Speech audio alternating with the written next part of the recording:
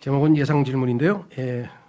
그리스도의 심판석에 가서 하나님께서 우리를 1대1로 성경에 보니까 면담한다. 그것을 성경에서는 로마서 14장에서는 그걸 회계보고라고 그랬어요. 회계보고. 우리 회계보고 이제 뭐 자기가 쓴 돈, 다음에 들어온 돈, 나간 돈 이렇게 해가 적자니 뭐 흑자니 뭐 이런 거 회사들도 하고 뭐 이렇게 하죠. 회계보고라는 것. 그래서 꼭 돈만 아니고 하나님 앞에서 우리가 이제 살아온 인생에 대해서 직접 대면 보고를 하게 될 것임을 성경에서 여러 번에 걸쳐서 이야기를 했어요. 기대가 됨과 동시에 두렵죠. 야, 거기 가서 하나님 앞에 가서 뭔 말을 하나? 하나님 유구무원이옵니다. 이분 있사오나 할 말이 없사옵니다. 욥처럼 제가 잘못 말했습니다. 입 다물고 가만히 말씀하옵소서. 그런데 하나님은 자꾸만 질문을 던지는데 이거 어떡하겠어요? 그래서 그런지 개역성경은 6가지 질문이 나오는데 2절, 3절에 나와 있는 질문을 전부 질문이 아니고 평서문으로 그냥 진술로 써놨어요. 하나님이 그 질문을 할까 봐 겁이 났는지 질문을 다 없애버렸어요. 그래서 4절만 질문으로 2개 남겨두고 나머지는 다 평서문으로 고쳐놨어요. 야, 왜 이렇게 심하게 성경을 뜯어고쳐? 하나님 질문 내용인데 질문이 아니고 평서문으로 고쳐놓은 것 이해할 수 없는 짓이 있네요. 어쨌거나 자, 그래서 우리는 하나님께서 무슨 질문을 할 것인지 이렇게 또 친절하시게 예상 질문까지, 예상 문제까지 다 내주셨네요.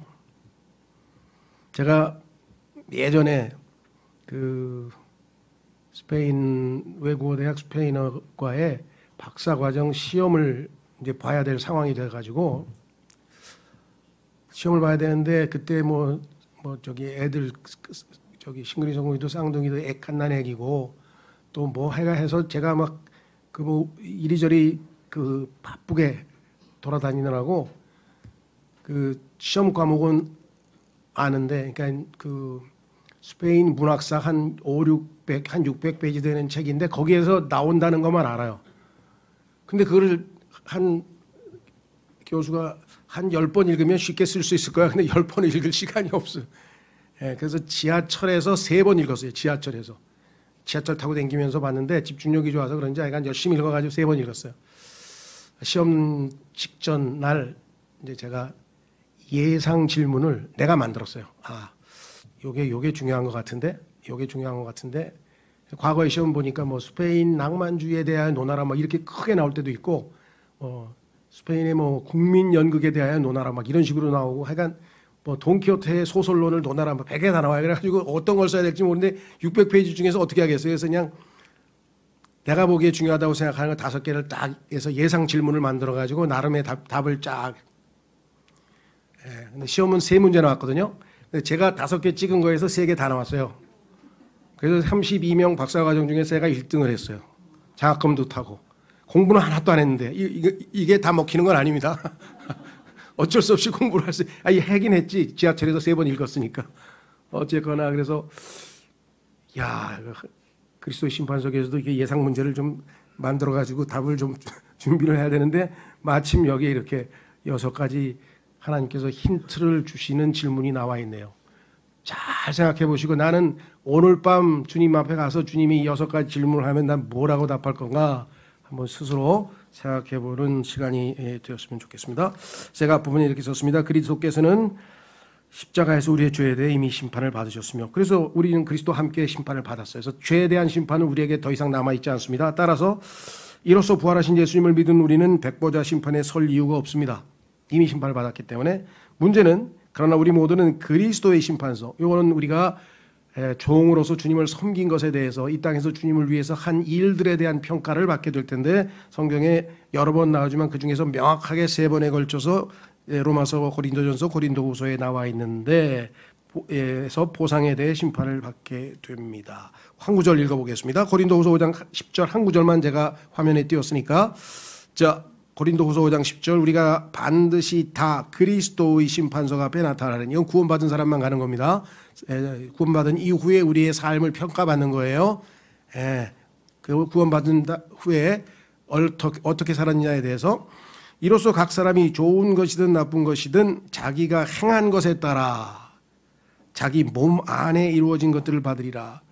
우리가 몸을 입고 있는 이 세상에서만 한 일에 대해서 평가받지 하늘나라에 가서 영광스러운 몸을 입고 그때 가서는 평가가 필요 없어요. 지금이 중요한 거예요. 이 땅에서 어떻게 살았냐를 평가받는 것이 그리스도의 심판석이라고 했습니다. 자, 그래서 오늘 우리는 욥기에서 주님께서 우리에게 하실 예상 질문을 미리 살펴보고자 합니다.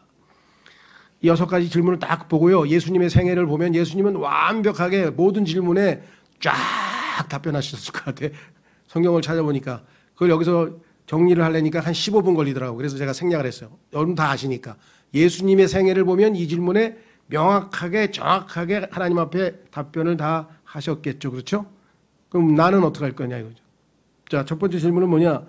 권세 없는 자를 내가 어떻게 도왔느냐? 그러니까 하나님께서는 우리 주변에 죄송합니다. 백 없고 힘 없는 사람들을 도와주라. 제일 불쌍한 사람이죠. 우리나라 특히 대한민국과 뭐 다른 나라도 마찬가지겠지만 하여간 이 권세 없는 사람은 뭐 어디 가서 하소연할 데가 없잖아요. 예. 법도 다 그냥 그저 권세 있는 사람들이 다 자의적으로 해석을 해버리면 뭐 오죽하면은 대한민국에는 무전 유죄, 유전 무죄가 됐을까요? 돈 있으면 다 무조건 무죄고 돈 없으면 피해자도 가해자로 둔갑해버리고 뭐 이상한 일들이 뭐 하루 한두 번 일어난 게 아니기 때문에 전 세계가 다 똑같습니다. 왜냐하면 이 세상은 아시다시피 타락했고 악한 자가 공중의 권세 잡은 자가 이 세상의 통치자로서 군림하고 있기 때문에 궁극적으로 이런 일들이 부지기수로 일어나는데 그래서 이 땅에 권세 없는 자를 하나님께서 주목하고 늘 도와주십니다. 그렇죠? 자, 전도서 4장 1절에 보니까 성경 구절 제가 그 찾는 구절은 다 여기 지금 띄워놨어요. 그러니까 편하게 보시고요. 왜냐하면 본인이 찾으셔도 상관없어요. 근데 이제 속도가 늦다 보면 막 이렇게 해서 좀 편하게 해드리려고. 자, 그러므로 내가 돌이켜 해 아래에서 이루어진 모든 학대를 깊이 살펴보았노니. 전 세계 솔로몬 시대 뭐 몇천 년 전부터 시작해서 인류 역사 6,000년 동안에 학대가 없었던 시대는 없었습니다. 보라, 학대받는 자들의 눈물이라 그들에게는 위로자가 없었도다. 오죽하면 하나님께서 위로자이신 예수님을 보내고 예수님 가신 다음에 다시 또 다른 위로자이신 성령님을 이 땅에 보내셨을까 한번 생각해 보십시오. 위로가 필요한 자들에게 그들을 학대하는 자들의 편에는 권세가 있었으나, 그렇죠, 권세가 있어야 학대하죠.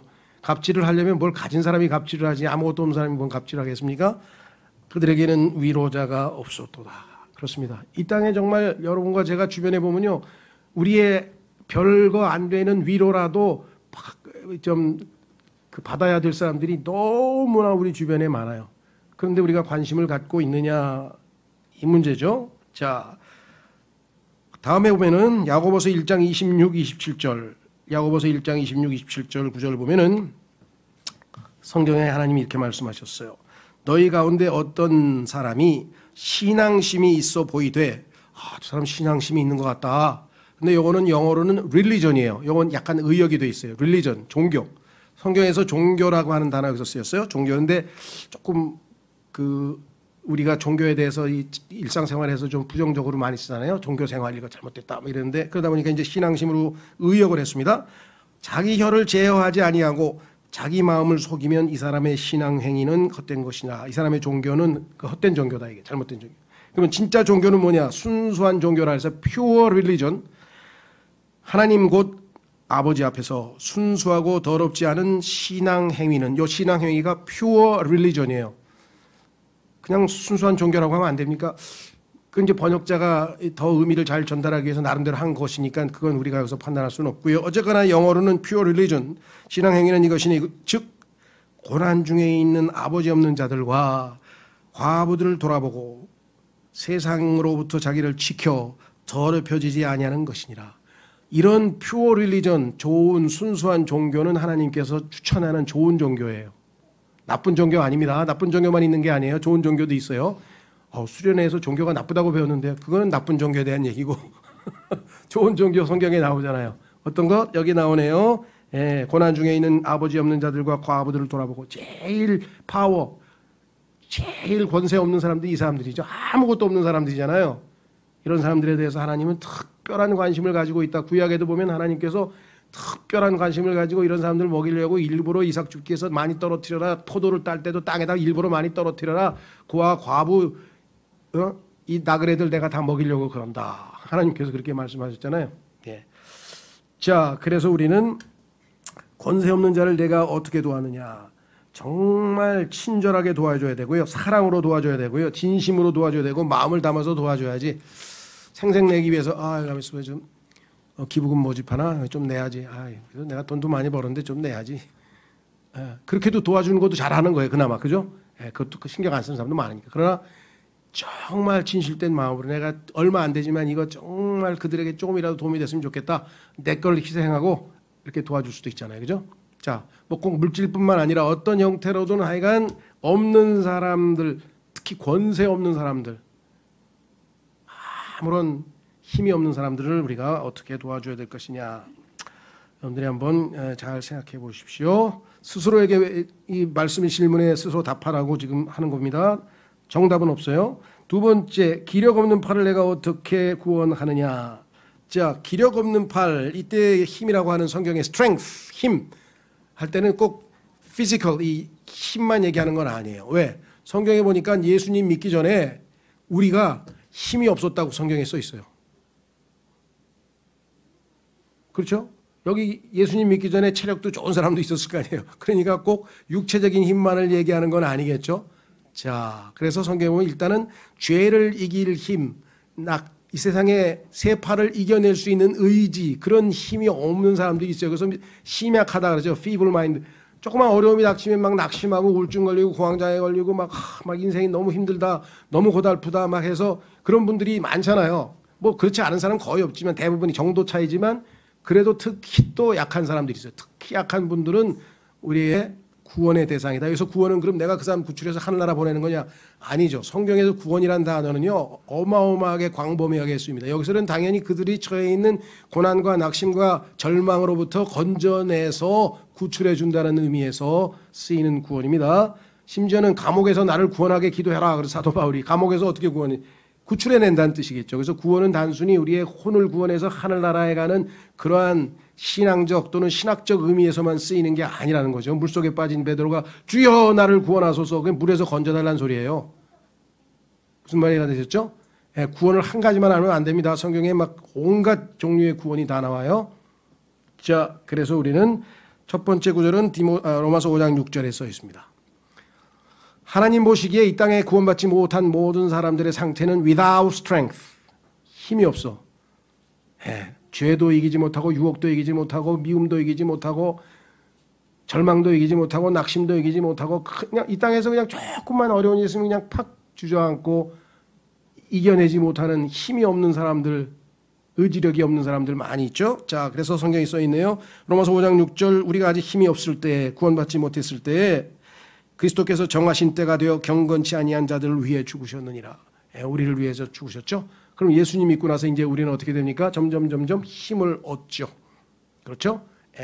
그런데 그 중에서도 가장 강한 힘이 뭐냐 한번 찾아보겠습니다. 느헤미야 8장 10절. 구약성경 느헤미야 8장 10절로 가서 우리는 어디서부터 힘을 얻는가? 그리스도인은 어디서부터 이 모든 세상의 온갖 종류의 어려움들을 이겨낼 힘을 얻을 수 있는가? 죄송합니다. 느헤미야서 8장.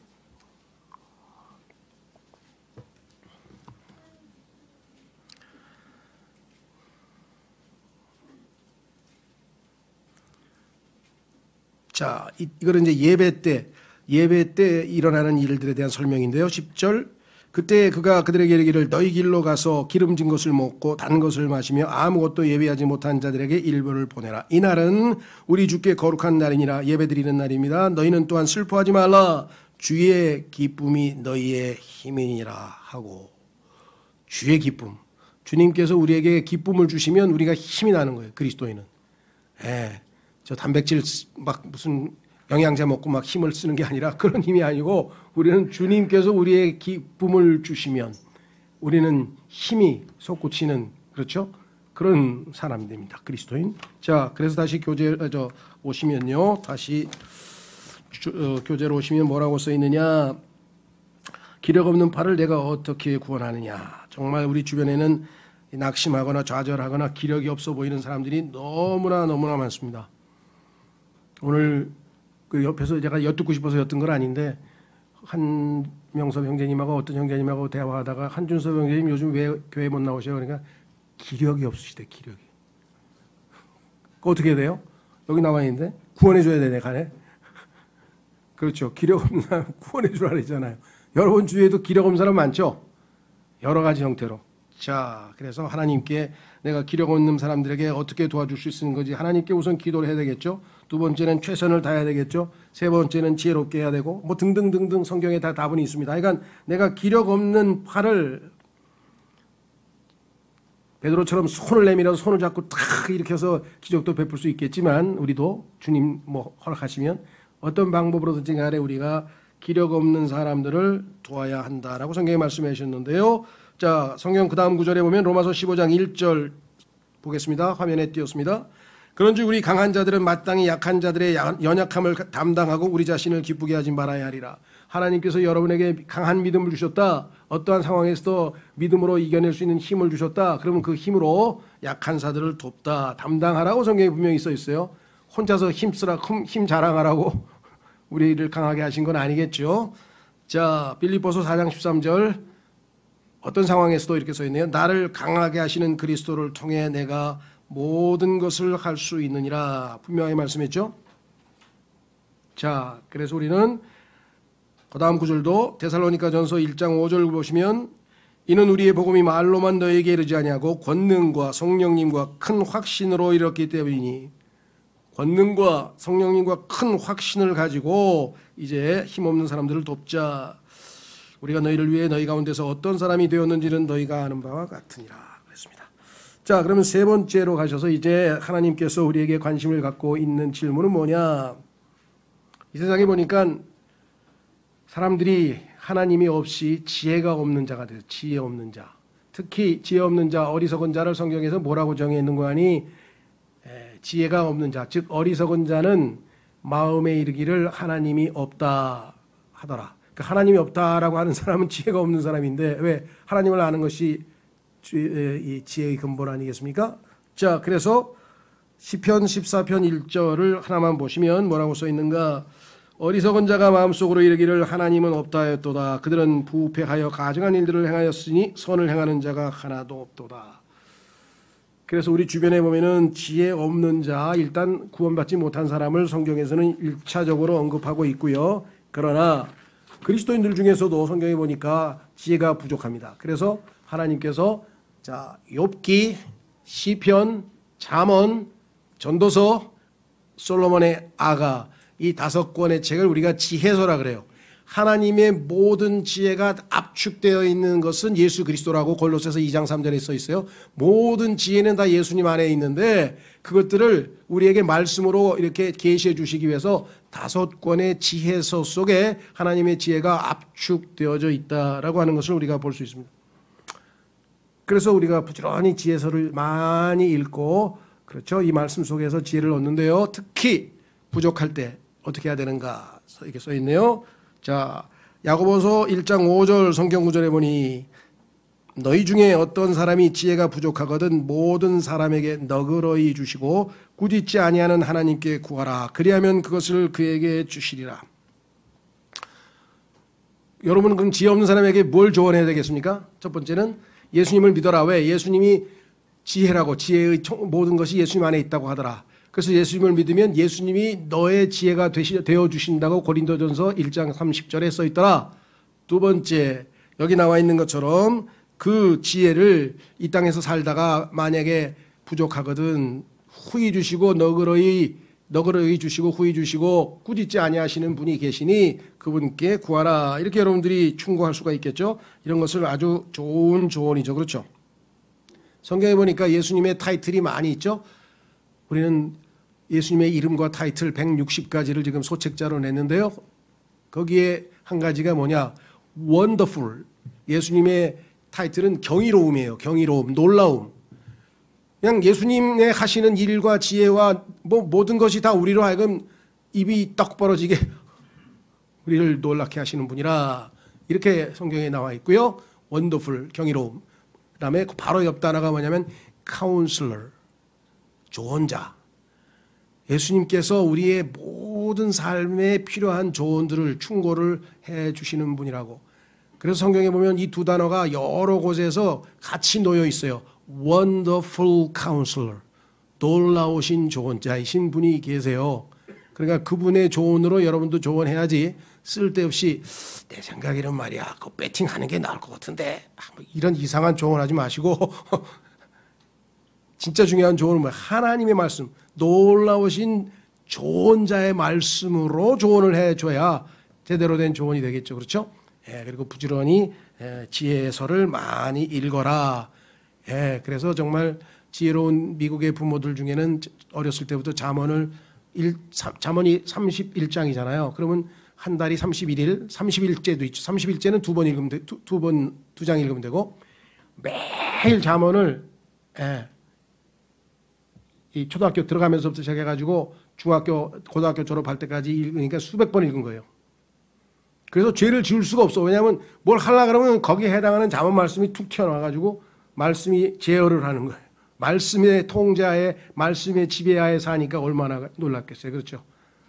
예, 그것뿐만 아니라 하나님께서 부수적으로 많은 그런 은혜를 주신데 그 성경들을 갖다가 좔좔좔 읽었더니 뭐 문장, 리포트만 쓰면 그냥 넌 어떻게 이렇게 멋있는 문장들을 읽어? 어렸을 때부터 듣던 얘기인데요. 야, 네가 천재냐? 어렸을 때부터 어떻게 그걸 들어? 아니, 성경에 다 써 있어요. 유대인들은 초등학교 만 13세에 성인식을 하는데 그때까지 모세오경을 다 외워야 돼요. 다 암송 안 하면 성인식도 안 시켜. 우리 사서오경 달달달달 외워가지고 그것만 우리 외웠어도 지금 막 이상하게 막 죽이고 살리고 이런 일은 없을 것 같은데 지금 뭐 형편없이 돼버렸죠. 네. 자, 그리스도에는 지혜, 하나님의 지혜서를 부지런히 읽으면 좋을 것 같아요. 자, 그래서 우리는 3번도 짧게 해서 이렇게 넘어가고요. 자, 네 번째, 어떻게 사실을 있는 그대로 많이 전하였느냐. 자, 아까 우리 그 한 구절은 읽고 넘어갔으면 좋겠네요. 골로새서 2장 3절. 아까 제가 말로만 했고 성경은 안 읽었는데요. 그분 안에는 지혜와 지식의 모든 부하가 감추어져 있느니라. 예수 그리스도. 이사야서 9장 6절. 이는 한 아이가 우리에게 태어났고 한 아들을 우리에게 주셨는데 그의 어깨에는 정권이 놓이고 그의 이름은 놀라우신 이 조언자. 이 두 가지가 성경 곳곳에서 붙어 다닙니다. 놀라우신 조언자, 놀라우신 이 조언자. 자, 그 다음에 갈라디아서 6장 1절로 가봅니다. 자, 어떻게 조언을 해야 되느냐? 온유하게 해야 돼요. 여기 나와 있네요. 형제들아, 만일 어떤 사람이 잘못에 빠지거든 영적인 너희는 온유의 영으로 그러한 자를 회복시키고 내 자신을 살펴보아 너도 시험에 들지 않게 하라. 그 다음 구절도 역시 온유입니다. 디모데후서 2장 24절. 주의 종은 결코 다투지 말아야 하며 모든 사람에게 부드러우며 가르치기를 잘하며 인내하며. 성경에 보면은 성령의 열매 9가지 특징 중에서도 부드러움과 온유는 항상 붙어 다니죠. 온유와 부드러움은 약간의 서로 유사성이 있는 유사어예요. 그러니까 비슷한 말이죠. 비슷한 말. 자, 그래서 이 두 가지를 가지고 사람들에게 조언을 했을 때 그 조언을 통해서 이제 회복이 되겠죠. 자, 그 다음에 네 번째는 어떻게 사실을 있는 그대로 많이. 두 가지가 나와 있네요. 있는 그대로 전해야 되는데 변개해가지고 막 아까 욥기에 지금 하나님께서는 6가지 질문을 성경에 써놨는데 4가지를 평서문으로 고쳐가지고 질문을 다 없애버리면 이거는 있는 그대로 전하는 게 아니에요. 있는 그대로 안 돼 있는 게 너무 많아, 개혁성경에는. 그렇죠? 성경에 있는 그대로 하라 그랬는데, 자, 그래서 거기에 보면은 이렇게 제가 썼습니다. 사도행전 20장 27절 뭐라고 되어 있느냐? 사도 바울의 고백입니다. 이는 내가 지금까지 회피하지 아니하고 하나님의 모든 계획을 너희에게 밝히 말하였기 때문이라. 여기서의 초점은 있는 그대로, 그 다음에 뭐예요? 많이인데 모두 다라 그랬어요. 다. 자, 다란 말이 어디 나오냐면 하나님의 모든이란 말이 나오죠. 창세기부터 계시록까지 하나님의 모든 계획을 다 가르쳐줘야지. 성경 많이 가르치시고 그러시는데 정말 힘드시겠어요. 분량도 많고 그랬대. 저는 다 몰라요. 한 가지만 알아요. 그래서 성경에서 전공, 예, 저는 30년 동안 성막만 설교합니다. 다른 거 설교 안 합니다. 예? 다른 걸 왜 안 해요? 그러니까 전공이 성막이에요. 그건 뭐라고 답변해야 될까? 하나님 끝에는 뭐예요? 사도 바울은 영원부터 영원까지 하나님의 모든 계획을 다 알려주시라고 가르치라고 했고 그래서 난 책임을 다했다라고 고백을 했는데 바울이 내가 예수 그리스도를 따른 것 같이 너희는 나를 따르라 그랬으면 모든 말씀의 사역자들은 영원부터 영원까지 하나님의 all the counsel of God 하나님의 모든 계획을 다 설명하고 가르쳐야지 아주 몇 가지 특징 중요한 거 자기 마음에 드는 거 그것만 가르쳐서는 또 안 되잖아요. 그죠? 예. 그래서 이 전문가가 위험한 거예요. 신학자 중에는 모세오경 전문가, 뭐 무슨 전문가, 시편 전문가, 뭐 전문가들이 이렇게 많아. 문제는 전문가들은 자기의 그 전문 지식을 바탕으로 보편적인 모든 것을 함부로 판단한다 이 말이에요. 그렇죠? 경제학자면 경제를 잘하는 사람인데 사회 병리 현상에 대해서 경제학자가 논하면 그게 되겠습니까? 아무리 박사라도. 성경도 마찬가지예요. 하나님의 말씀의 사역자는 영원부터 영원까지 all the counsel of God 하나님의 모든 계획들을 다 얘기를 해야 된다는 것 분명하죠. 그 다음에 두 번째 에베소 4장 15절에 가시면 에베소 4장 15절 오직 사랑 안에서 진리를 말하며 자 진리를 말하는 것 있는 사실입니다. 여기서 truth라고 하는 말은요 성경에서 얘기하는 곧 진리 교리적 의미뿐만 아니라 우리가 요즘 얘기하는 fact라고 하는 의미도 들어가 있어요. fact 거짓이 아닌 fact를 말해야 돼. 그렇죠? 그 대신 어떻게 해야 돼요? 사랑으로.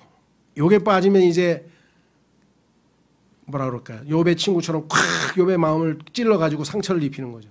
사실대로 말을 한다 할지라도 그게 사랑으로 전달이 안 되면 사람들이 그걸 수용하지를 못해요. 이 사람이 나에게 비판하는 사실 그대로 나의 약점을 사실 그대로 지적을 해줬지만 그것이 내가 그것을 빨리 극복하고 다시 일어서서 훌륭한 삶을 살게 하는데 도움을 주기 위한 진정한 사랑이 담겨서 나에게 전달되면 순간적으로 기분이 나쁘더라도 얼마든지 그것은 유익이 됩니다. 나중에 그 친구가 정말 나한테 이렇게 비판적인 얘기를 하기가 쉽지 않았을 텐데 그래도 용기 있게 얘기를 해주고 참 정확하게 지적을 했구나라고 도움이 되죠. 근데 그런 게 안 담기고 그냥 칼로 초점 맞히듯이 팍팍팍 하되면은 상처 이외에는 남는 게 없습니다. 아무리 진실을 말해도 중요한 얘기죠. 여기에서 말씀 사역이 실패하는 거예요. 저는 성경대로 했을 뿐입니다. 성경대로만 하라 그랬네요. 성경에서 하나님이 진리를 사랑으로 말하라 그랬죠. 진리를 사랑으로 말하라 그랬죠.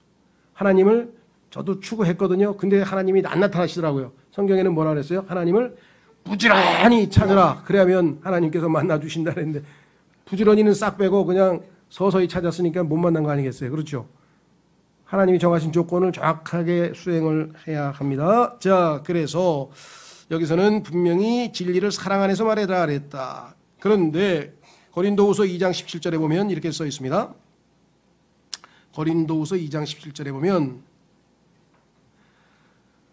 우리는 하나님의 말씀을 부패시키는 많은 사람들 같지 아니하고 오직 진실함에서 난 자같이 하나님에게서 난 자같이 하나님의 눈앞에서 그리스도 안에서 말하노라. 자, 말씀을 부패시키는 사람들이 있어요. 지금 참 심각합니다. 아까도 말씀드렸습니다만은 지금 성경을 부패시키고 있는 일이 여기저기서 일어나서 하나님은 질문하셨는데 질문을 평소문으로 바꾼 것도 마찬가지고요. 그 이외에도 지난 우리가 지금 뭐 킹제임 성경을 택하게 된 그 동기가 너무나 많은 사람들이 하나님의 말씀을 부패시켰기 때문이라는 사실을 우리가 잘 알고 있죠. 자, 그래서 우리는 이제 있는 그대로 두 번째 이제 만이라는데 만이 두 가지입니다. 하나님은 퀄리티 어떻게 이게 중요해요. 퀀티티 양보다는 그러나 같은 품질이라고 한다면은 양이 많은 게 좋겠죠. 그렇죠. 그래서 성경에 보면은 주의 일을 abundantly 풍성하게 하라고 고린도전서 15장에도 말씀했고 여기서도 plentifully 얼마나 많이 얘기했느냐 많이 얘기하는 것도 성경에서는 중요한 거죠. 그렇죠? 예, 그래서 30배, 60배, 100배에서 100배 열매를 맺는 것을 하나님께서 더 크게 평가하시는 것은 너무나 분명한 것이다 라고 말씀을 드립니다. 자, 그 다음에 이제 저희는 그 다음에는 넘어갑니다. 다섯 번째, 내가 누구에게 말을 전하였느냐? 여러분들은 누구에게 했습니까? 사도 바울은 보니까 자기를 위에서 지배할 수 있고 억압할 수 있는 권력을 지닌 왕과 총독 앞에서도 담대하게 이야기를 했죠. 그렇죠? 예. 당시에 그 모든 권력을 쥐고 있는 사람 앞에서 정직하게 예수 그리스도를 고백하고 그분이 왕이라고 고백할 수 있나요? 쉬운 일이 아니죠. 모든 사람에게. 자, 그래서 성경에 보니까 로마서 1장 14절에서 바울은 자기가 이 복음을 전할 수 있는, 진리를 전할 수 있는 대상을 이렇게 얘기했네요. 나는 그리스인이나 바바리인이나 지혜 있는 자나 지혜 없는 자에게 다 빚진 자니라. 로마서 1장 14절. 나 말고 나 이외의 모든 인간들에게 내가 다 사랑의 빚을 지고 있다. 하나님께서 예수님을 보내서 그들을 위해서도 십자가에서 죽으셨으니 내가 예수님의 사랑을 전하는 자로서 그들에게도 당연히 빚을 지고 있으니 사랑을, 말씀을, 복음을 전해야 되겠다. 이렇게 지금 분명하게 말씀을 하고 있죠.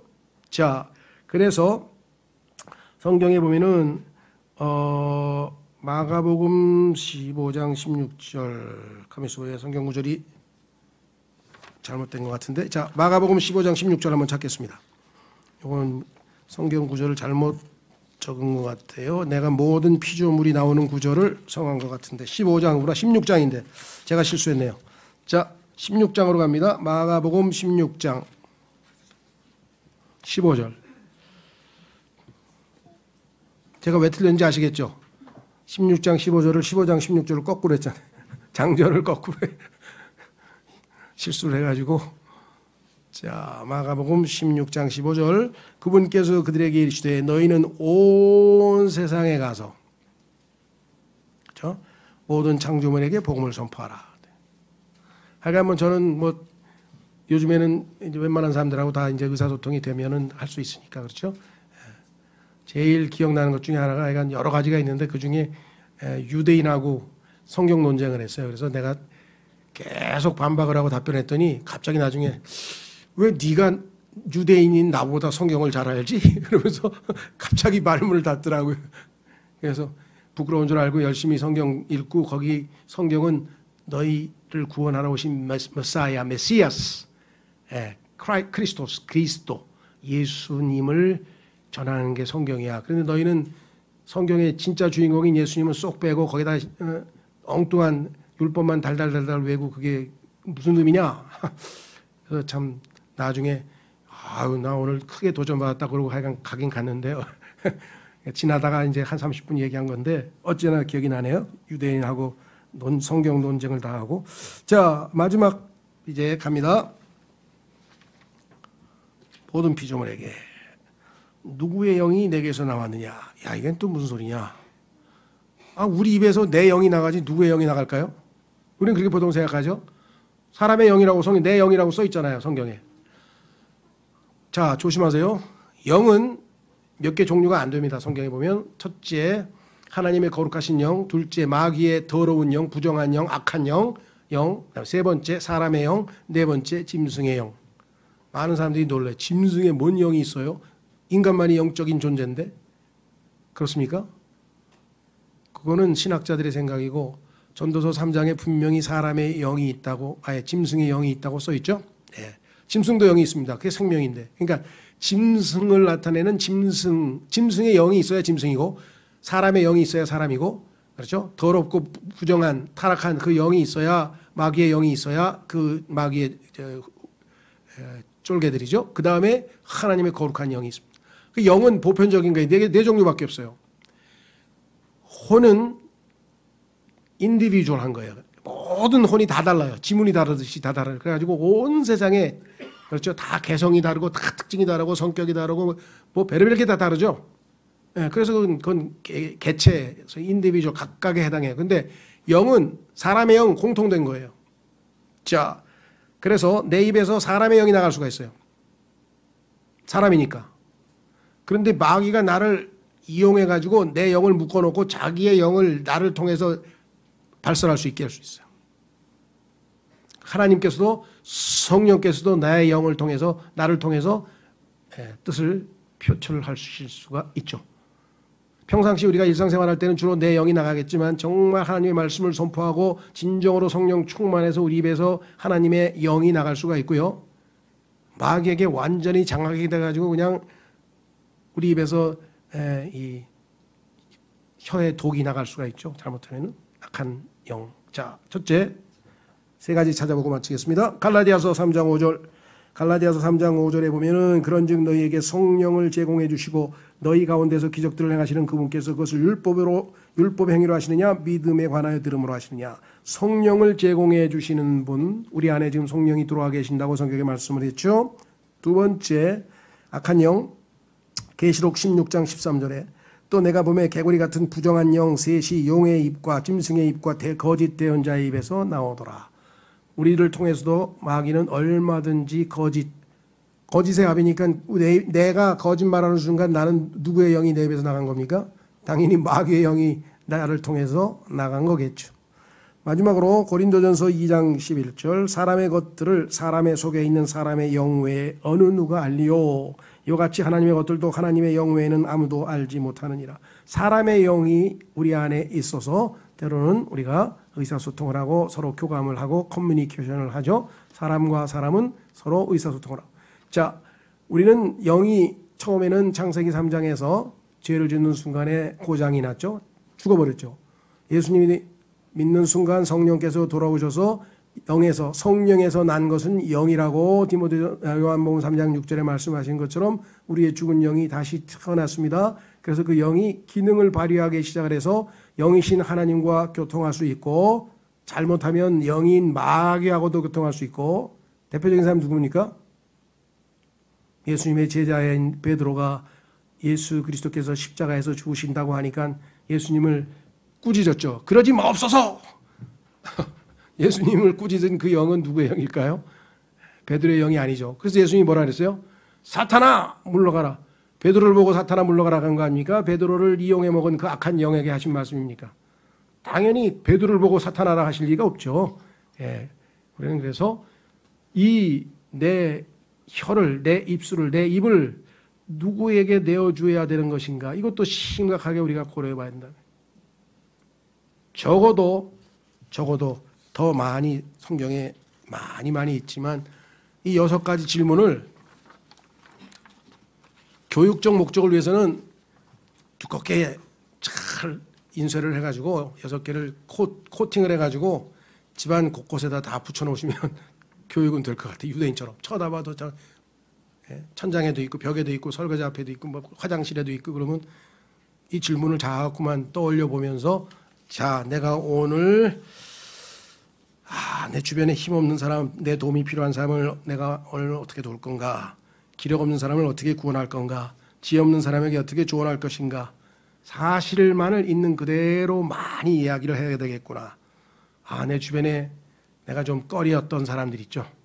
그렇죠? 잘 접근을 못하고 조금 이렇게 내가 어떤 방법으로든지 모든 사람에게 모든 피조물에게 복음을 전하라고 했으니까 그 다음에 내 입에서 성령께서 나를 도구로 사용해 주십시오. 내 입에서는 하나님의 말씀과 진리와 성령께서 나가서 역사해서 하나님을 영화롭게 할 수 있으면 좋겠습니다. 나중에 하늘나라에 가서 예상 문제대로 나오면 저한테 뭐 해주실 건가요? 왜 이 얘기를 하냐면 제 5년 후배입니다. 5년 후배 중에 지금 아직도 신문사에 하나 있고 이 방송사에 하나 있는 것 같아요. 아직 정년퇴직을 안 한 것 같은데 둘 다. 입사시험 때죠. 오래됐죠. 몇십 년 전에. 나보고 특채, 그러니까 스페인어를 잘하는 기자를 특채하는 거예요. 그러니까 얘네들이 이제 스페인어를 나오고 통역대학원에서 저한테 배운 제자이기도 하고 후배이기도 한데 형이 좀 시험관이 돼서 질문을 해달라는 거예요. 질문을. 그래서 제가 시험관에서 질문을 다 했어요. 스페인어로 쫙 물어보고 얘네들이 답변하고 막 스페인 문화에 대해서 뭐에 대해서 정치에 대해서 많이 해서 막 예상대로 해서 둘 다 붙었어. 기억이 안 나. 밥을 얻어먹은 기억이 안 나. 모르겠어요. 기억이 안 나는 건지 진짜는 밥을 얻어먹은지 모르겠는데 지금도 기억이 나. 그래서 야 내가 어떻게 했더니 하여간 연습을 하고 가야 된다는 거야.